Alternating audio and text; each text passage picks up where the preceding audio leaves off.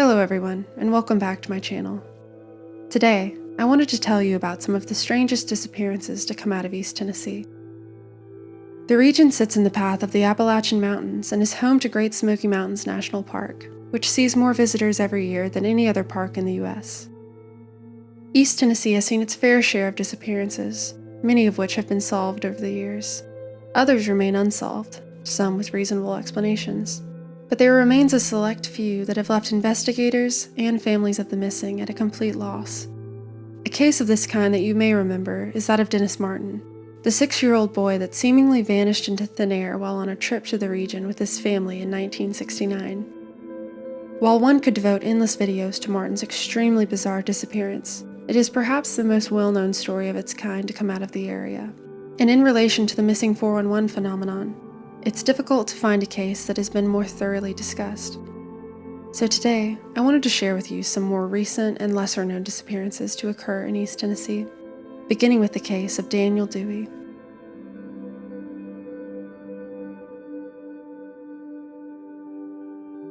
In early 2022, 71-year-old Daniel Dewey was living alone with his dog Snoopy in his home off of Brown Gap Road in Knoxville, Tennessee. The Vietnam War veteran had moved into the subdivision 2 decades prior and seemed to enjoy his independent life there. Originally from California, Daniel was retired from the property title business and had settled in Knoxville because he loved the people and the lifestyle, his sister Maureen said. Yet Daniel was by no means alone in Knoxville. 2 years after he had moved into the neighborhood, a woman named Linda Gray moved in right next door. Linda said that her and Daniel immediately hit it off and began a friendship that would span decades. The two would often visit each other's homes and eat meals together, and Linda would later describe Daniel as her best and closest friend. On March 23, 2022, Linda checked in on Daniel at his home, and he told her that he wasn't feeling well. She then volunteered to pick up some groceries for the both of them, and he accepted the favor. But when Linda would arrive at his back doorstep only hours later, arms full of groceries, Daniel didn't answer the door. She figured that he must have gone out, so she went into her own home and decided to hand off the groceries later. The next day, Linda would carry the groceries back up to Daniel's door, but her knocks again would go unanswered. She figured her timing was just unlucky, so she brought the groceries back to her house, deciding to drop by again soon. On the third day, Linda didn't bother to knock on Daniel's back door. She walked around to the front of his house, and there, she made an alarming discovery. The door was wide open, she said, and the storm door was unlocked. It was just Snoopy, scared. Linda later called the police to report Daniel as a missing person, and a silver alert was sent out into the area. When Knox County authorities and Linda Gray went into Daniel's home, they found that he had left behind his car and car keys, as well as his wallet and glasses. While some news outlets reported that he also left behind his cell phone, other sources claim that he didn't own a cell phone at all. Everyone agreed that this behavior was highly uncharacteristic for the 72-year-old. However, he was known to suffer from PTSD from his time spent in Vietnam, as well as from a condition known as Meniere's disease, which, according to Johns Hopkins, is a disorder caused by a buildup of fluid in the chambers of the inner ear, causing symptoms such as vertigo, ringing in the ears, and a loss of balance. Daniel's sister said that because of this, she didn't believe her brother could have walked very far from his home. Additionally, it doesn't appear that he'd ever done anything like this before, and his loved ones especially did not believe he would have left his dog Snoopy behind without telling anyone. Soon after the silver alert was issued, the Knox County Sheriff's Office and many of Daniel's friends and family began a search of the area surrounding Brown Gap Road. There would be no sign of Daniel found for the first 2 days of searching, but on March 29th, Knox County deputies found their first clue as to Daniel's whereabouts. About a half-mile from his home, a pair of shoes were found outside the Black Oak Ridge Baptist Church, pointed in the direction of Daniel's home. Investigators were then able to retrieve surveillance video from the church, but what they saw in the footage only further confused them. The video showed Daniel approaching the church at 1:53 a.m. on March 25th. Just as a reminder, the last anyone spoke to Daniel was on March 23rd. The video showed Daniel walking in a circle around the church twice before wandering out of frame. This would become the last known location of Daniel Dewey. Searches for Daniel were extensive, Aided by dozens of volunteers, police search and rescue dogs, and the Knox County Sheriff's Office tracking and drone team, the Sheriff's Office encouraged residents to search their own buildings, barns, and vehicles near Brown Gap Road, but it doesn't appear that anything was found by locals or Knox County Police. Several weeks on, a group of roughly 20 volunteers arrived in Knoxville to begin a search effort of their own.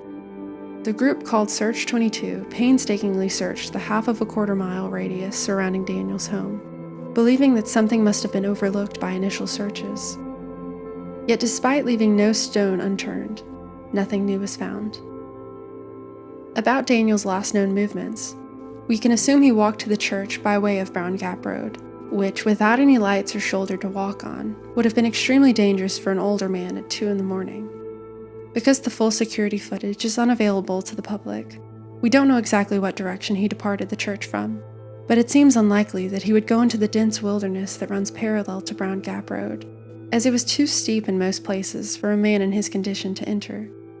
If he had traveled any further down the road, he would have reached a gas station and Highway 441. But to many, it didn't make sense that he would have kept walking, or that he would have walked to the church in the first place and taken off his shoes. His reasons for doing this, if there were any, remain unknown.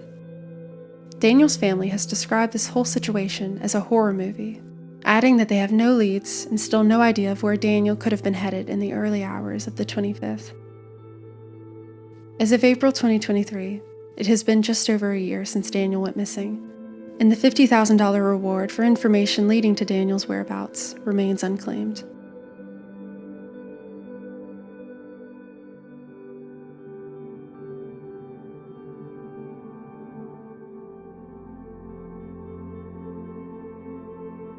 On the morning of Saturday, August 23, 2008, 51-year-old Mike Hearon called his adult sons to tell them he was driving from his condo in Maryville, Tennessee, to his farm in Happy Valley.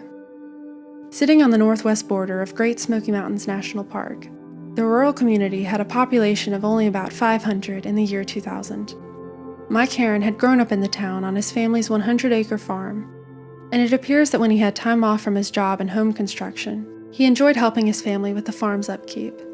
He was also known for clearing hiking trails in the Smokies and participating in search parties for people lost in the national park.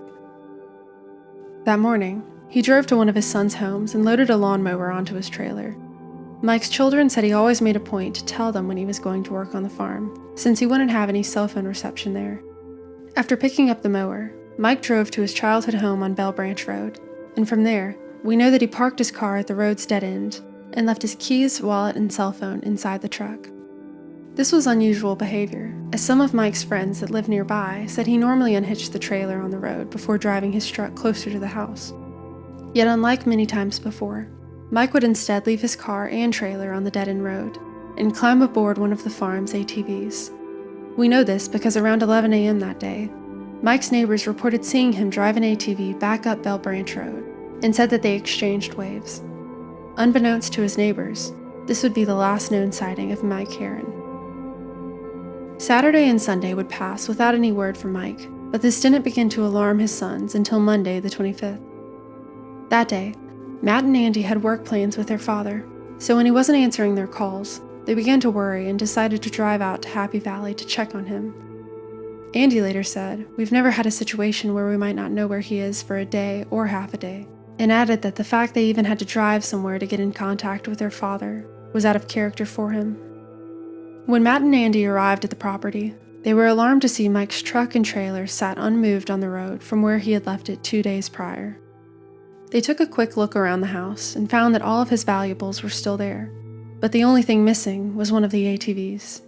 It was at this time that the Herons called the police to report Mike as a missing person. But just as officials were arriving at the Bell Branch property, a downpour began that would go on for days. One investigator later said, "We were called out to his house at night, and I remember it was raining. Rain can wash things away," he said. The official search began amidst the downpour on Tuesday morning, and around noon that day, they came across Mike's ATV. The vehicle was sitting upright off a dirt road near Happy Valley Loop. It was clear the vehicle hadn't been involved in a crash, but what was strange to Mike's family was the fact that the key was still in the ignition, something they said Mike would have never done. The ATV had been turned off by the kill switch being pulled. which seemed to indicate he had quickly climbed off the vehicle. Additionally, it was found in an area Mike never traveled to, and police said that the only thing left behind by the rain were some tracks. Over the next few days, hundreds of volunteers combed through the area, and like police and cadaver dogs, they found no trace of Mike Hearon. They also searched various ponds in the area, but came back empty-handed. As is the case in so many stories of the missing, Mike's family was totally shocked by his disappearance and did not believe he would have ever left voluntarily. While they couldn't think of anyone that would have wanted to harm Mike, it was hard for them to imagine another outcome, considering the inexplicable nature of his disappearance. As of April 2023, it has been nearly 15 years without a lead in his case, and while hope that Mike was still alive and well dwindled in the months after his disappearance, the Hearon family still hopes that they can one day have closure and answers as to what happened to Mike.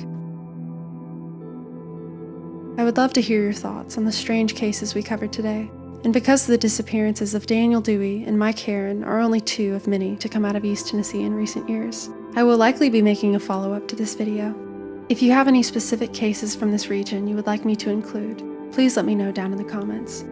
And of course, if you have any information that could aid in the search for Daniel Dewey or Mike Hearon, I will have all contact information linked in the description.